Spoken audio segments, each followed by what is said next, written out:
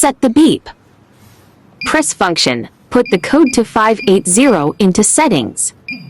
In F3, change the number to 0 to turn off the beep sound.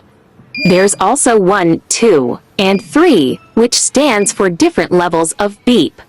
Then in F1, we have to pair the number again to put the settings in. Then back to settings, press function to homepage. Let's call it.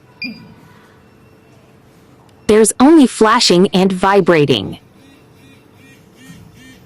Let's set it to fast beeping. In F3, change the number to 3.